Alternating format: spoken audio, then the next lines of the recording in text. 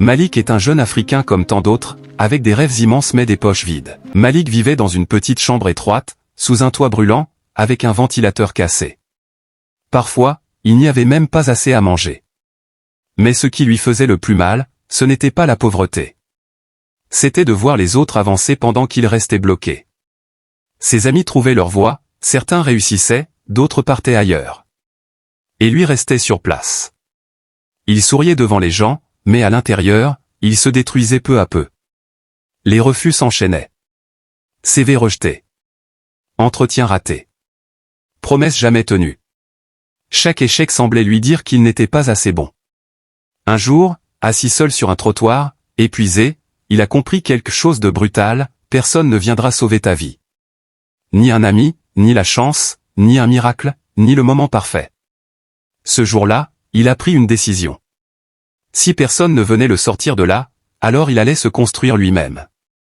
Pendant que d'autres dormaient, Malik apprenait.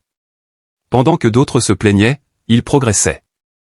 Pendant que d'autres perdaient du temps, il bâtissait sa valeur. Il lisait tout ce qu'il pouvait trouver. Il suivait des formations gratuites sur Internet. Il améliorait son anglais.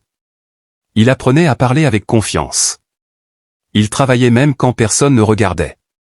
Car la vraie discipline, c'est continuer sans applaudissements. Les mois passaient. C'était toujours difficile, toujours lent, toujours incertain. Rien ne garantissait que ses efforts allaient payer. Puis un jour, un email est arrivé. Entretien confirmé dans une grande entreprise internationale. Malik a regardé l'écran en silence. Ses mains tremblaient. Pas de peur, mais d'émotion. Parce qu'il savait tout ce qu'il avait traversé pour arriver jusque-là. Le jour de l'entretien, il n'était pas le plus riche, pas le mieux habillé, pas le plus favorisé. Mais il avait quelque chose que beaucoup n'avaient pas, la faim. La vraie. Celle de celui qui connaît la douleur. Celle de celui qui ne veut plus seulement survivre, mais vivre pleinement. Et cette faim, personne ne peut l'enseigner. Quelques jours plus tard, il a reçu le message « Félicitations, vous êtes retenu ». Ce jour-là, Malik n'a pas seulement trouvé un emploi. Il a retrouvé sa dignité, sa confiance et sa place dans ce monde. Alors retiens bien ceci, ton départ difficile n'est pas une condamnation, c'est une préparation. Les nuits dures forgent les matins puissants. Les refus construisent parfois les futurs gagnants. La douleur peut te casser, ou te transformer. Tu n'as pas besoin d'être né au bon endroit.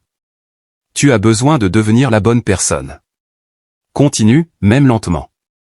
Continue, même seul. Continue, même fatigué. Un jour, ta vie changera, et tout ce que tu as souffert prendra enfin un sens.